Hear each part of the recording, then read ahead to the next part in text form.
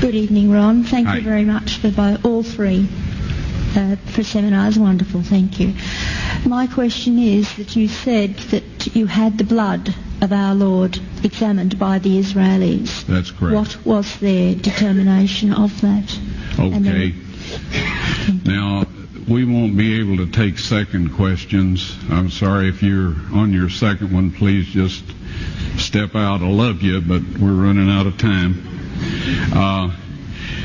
Real quickly, okay. Dried blood is dead blood. Everybody knows that, all right? They can test the blood of the pharaohs, the mummies of the pharaohs, all right? There's certain things they can do.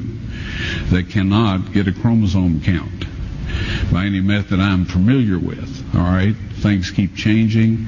I don't profess to know everything. However, there's no way I know that you can get a chromosome count out of dead blood. You can get a DNA and some other things, but not a chromosome count, all right? That's done by living white blood cells.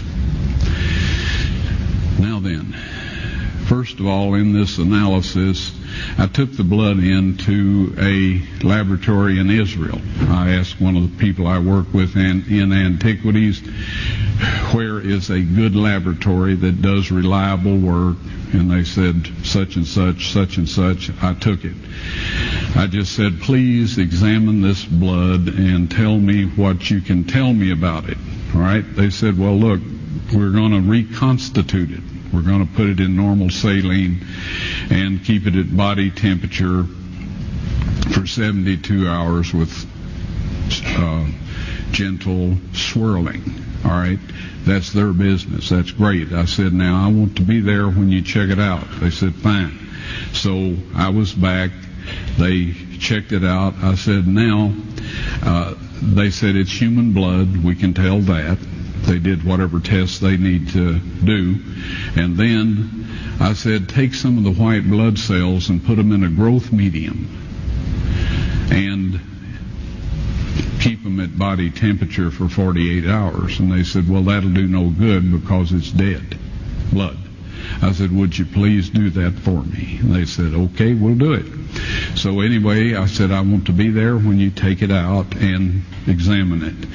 So I was back there. They took it out, examined it under a microscope, and the one technician called the other one over there, and then they called the boss over there, and they were talking Hebrew a mile a minute there for a little bit, and they looked at me and they said, Mr. Wyatt, this human blood only has 24 chromosomes in it. Everybody else has 46. You see, 23 from your mother, 23 from your father, 22 autosomes from your mother, 22 autosomes from your father. You get an X from your mother, you may get an X or a Y from your father, all right? This blood had 23 chromosomes from the mother's side, one Y chromosome only.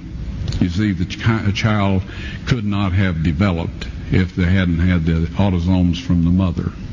So all of his physical characteristics were determined by his mother's side of the family, her autosomes. His maleness was determined by this one Y that came from a source, not a human male.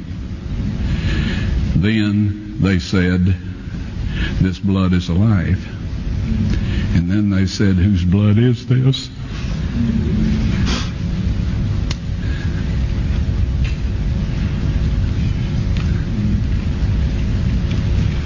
I said, it's the blood of your Messiah.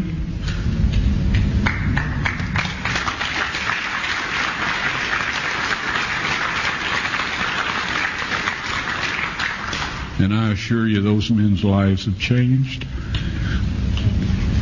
You're welcome.